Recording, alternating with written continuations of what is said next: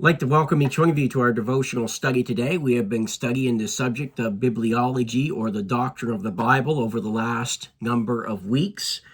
And we right now are looking at the textual basis of the King James Version of the Bible versus the textual basis of all of the modern versions.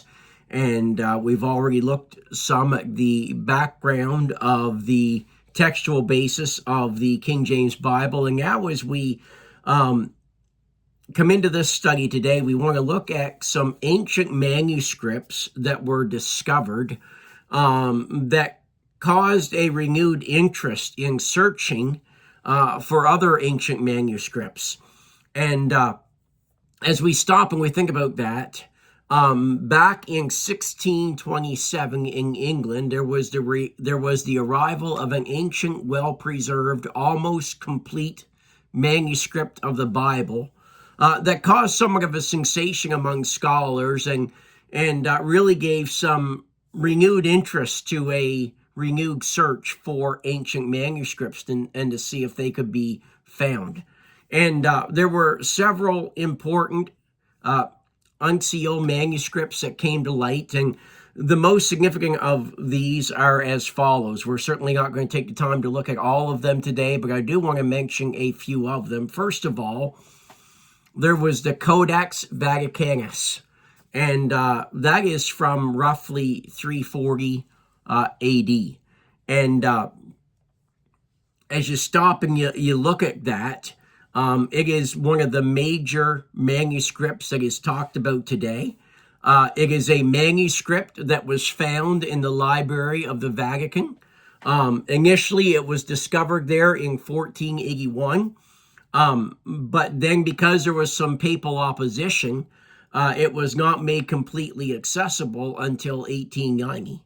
The writings of Codex Vaticanus were actually known to Erasmus, and of course we've already looked at Erasmus and how he was involved in the English Bible and things of that nature. But Erasmus, even though he knew about it, he actually rejected the Codex Vaticanus because it differed so much with the readings of most of the manuscripts that had come to light. And Erasmus seemingly ignored it because of the fact that he knew that, yes, it was an old manuscript, but just because it was an old manuscript does not mean it was a pure manuscript. Keep in mind that we've already looked at when we dealt with the preservation of the Bible and preservation of Bible text, we already dealt with the simple truth that of the painstaking work and the carefulness that was used by people as the scriptures were copied, how they would count every word and they would count every letter to make sure that everything had been transcribed from the old manuscript to the new manuscript, and how they were very careful to ensure that it was done accurately. And then once the old manuscript had been completely copied over onto the new material, then the old one was completely done away with because they were scared that people would find it in a tattered form and that it would bring about a corrupt copy of the Word of God. So older manuscripts that are accurate are not found because of the simple truth that when they were copied over and ensured that they were accurate, then the oldest one was done away with. And when you find one that is old and in good shape, it's in good shape for a reason. The only reason that a book stays in good shape or anything stays in good shape is because it's not used. It was rejected because they knew that it was not accurate. And that is the case with the Codex Vaticanus. And the Codex Vaticanus was actually used in the translation of the 16th edition of the Latin Vulgate in 1590 AD. Then beyond that, there was the Codex Alexandrinus, which was presented to the King of Egypt by the Patriarch Constantinople in 1627, and it was believed that that manuscript was from around 520 AD. Probably out of all of these, the Vaticanus and this next one that I want to mention are the two most popular, and the next one that I want us to look at today is the Codex Sinaiticus. And it is known by the symbol ELF when you are following this and studying about it. And the ELF symbol kind of looks like an N with squiggly lines.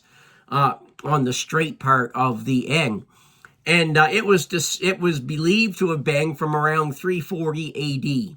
And it's interesting that this manuscript was actually discovered amongst a pile of rubbish in St. Catherine's Monastery, which was located at the foot of Mount Sinai by a guy by the name of Tischendorf that lived from 1815 to 1874 AD. Now, the two main manuscripts that you need to remember out of the two of these is the Codex Sinaiticus and the Codex Vaticanus.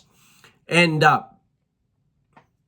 there are other codexes that we could mention as well that were discovered all during this time, but every one of these, we won't because of time today, but every one of these, let me just actually mention one more because we're going to be getting into it. So actually, I've already mentioned it. So as we look at these codexes that are talked about, these manuscripts that are found, and we'll deal with this a little bit more in a day or two. I want to deal with the oldest is best theory that people have. But these ancient manuscripts that are found, they all exhibit the following characteristics. First of all, they were all dated after the conversion of the Emperor Constantine, and in a period where Christianity was favored by the state. Beyond that, all of these codexes and others that I did not mention were all written on vellum parchment. You say, well, what's the deal? What's so special about vellum parchment? Well, the interesting thing about that is that vellum parchment was very expensive, and that vellum parchment was something that would not have been able to be used by ordinary Christians because they could not afford it. It was simply out of their reach. These manuscripts are also all written in an uncial literary handwriting rather than the common cursive handwriting that was used during in the other manuscripts. And then the fairly complete codices, the Vaticanus, the Alexandrinus, and the Sinaiticus all contain apocryphal and or pseudepigraphal books. So either books that some accepted as truth, but many didn't, or pseudepigraphal, as you remember, when we looked at the canon, simply means that they are books that are completely rejected by everyone as being part of the actual Word of God. And then another thing that is common amongst these critical Greek texts is that they are based, or rather the critical Greek texts are based upon these manuscripts. And we'll look at these critical Greek texts as we move through the next couple of days, but they are particularly based on the Vaticanus, the Alexandrinus, and the Sinaiticus. And these texts differ big time from the Textus Receptus, or the received text readings that were used in the translation of the King James Bible. Matter of fact, the readings of Vaticanus and Sinaiticus differ themselves between themselves over 3,000 times in the Gospels alone. So here's the two main manuscripts that are behind this critical Greek text that is going to be put together by Westcott and Hort.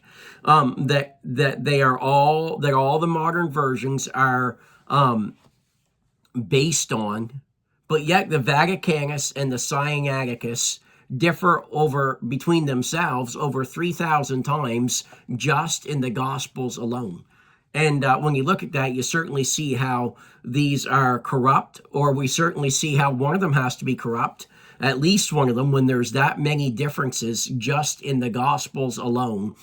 And it should not surprise us because, as we've already mentioned, Satan from the very beginning has sought to corrupt the Word of God, and not only in the Garden of Eden, as we saw in Genesis chapter 3, but all through the writing of the Word of God as well, and the preservation of the Word of God. Satan has sought to bring counterfeit copies in, and he knew that people would not accept out and outright complete counterfeit ones that completely look bad. So what he did was, Satan has been a master at mixing truth with error in these passages. And people say, well, it's not that bad. There's not that much error in them. And I would disagree with that. But beyond that, even if there was only a little bit of error, How much error would you want mixed in with truth? How much arsenic would you prefer in a glass of water before you wouldn't want to drink that water? Friends, God has promised to preserve his word and to preserve it in the best of ways. Have a great day.